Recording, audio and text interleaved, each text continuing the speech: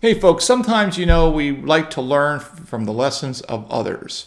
Today we're going to learn from the lessons of our friends across the pond in the United Kingdom involving voter ID laws. That's right. Stay tuned. You're not going to want to miss this short little segment. Hey folks, I'm Mark Smith, host of the Four Boxes Diner, proud American gun owner, constitutional attorney, member of the United States Supreme Court Bar, and author of the new best-selling book, Israel Disarmed: What the October 7th attacks by Hamas teach Americans about the right to bear arms. We always want to learn the lessons of the mistakes others have made. A lot of mistakes were made that allowed Hamas to kill 1,200 people. I get into those details. The focus of course, the fact that the Israelis did not allow a Second Amendment right to keep and bear arms, and the pain and the suffering and the tragedy that was paid by the citizens that were disarmed by their own government. We talk all about that in Israel Disarmed, so we don't make that mistake here in the United States. All right, folks, so this is a quick segment on the United Kingdom's voting laws because I stumbled across this story in The Guardian, a very good paper, left-wing, but very good on the news. And I just thought this is kind of quite interesting given the fact we have an election coming up here in 2024. You see what happened last week, there were local elections in the United Kingdom for police and mayors. Okay, not a big deal. So why are we talking about this and what can we learn? Well, it turns out that the former Prime Minister of the United Kingdom, the Prime Minister Boris Johnson, world famous Boris Johnson, known to all.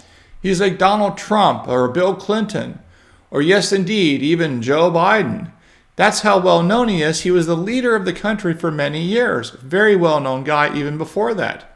So what happened and why are we talking about this and what can we learn? Well, it turns out, according to The Guardian, Boris Johnson himself went to vote in his local election. And guess what happened? He was turned away from being able to vote initially. Why? Because Boris Johnson, one of the most famous political figures in the world, had forgotten his ID. So even though everyone knew he was Boris Johnson, the former Prime Minister of the United Kingdom, one of the important people in the world when it comes to politics, they turned him away because he had forgotten his voter ID, his ID that allowed him to vote. Happily for Boris Johnson, he came back several minutes later with the proper identification, showed it to them, and was allowed to vote. So specifically, here's what The Guardian writes. Boris Johnson has thanked 3 villagers who turned him away from a polling station on Thursday for trying to vote without a valid ID. The former Prime Minister was told by polling station staff that he would not be allowed to vote in the police and crime commissioner election for South Oxfordshire without proving his identity. Well, that is very interesting.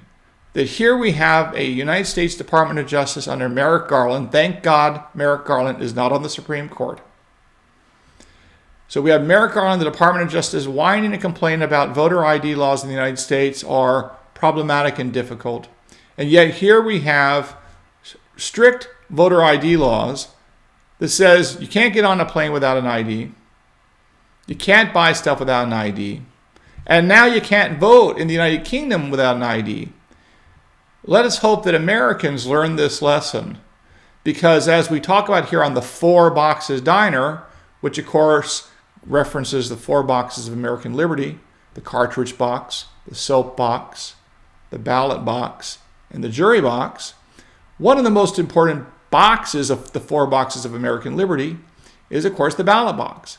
But the ballot box is no good either if you're denied the right to vote, or alternatively, if your right to vote is destroyed in effect by its dilution by people that should not be allowed to vote for one reason or another, being able to vote and thus cancel your vote and its effectiveness. Something that, by the way, if occurred in a corporate setting involving, let's say, a proxy fight or a corporate board debate about who should be on the next board of directors for a corporation, or some other issue involving corporate governance, if a shareholder's vote was diluted in some improper way by people not allowed to vote being allowed to vote, I can assure you there'd be lawsuits and claims of breaches of fiduciary duty all over the place in that corporate board or corporate proxy vote fight.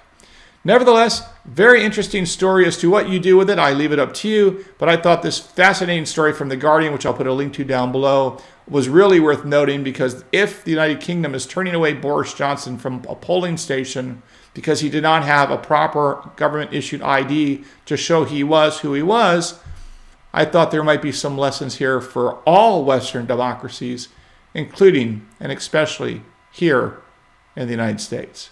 All right, folks, well, I hope you learned something here today. I'm proud to say that the Israel Disarmed book, which is already doing quite well on Amazon, take a look at it. I think you'll find it interesting. It's not a very long book, but it's got a lot of critical information in there about Israel, their failure to adopt the Second Amendment, even though they had an opportunity to consider it, and the consequences of not having a private right to keep and bear arms, and the importance of armed citizens, and the downsides to not having armed citizens. A whole lot of information in that book. We'll talk more about it later.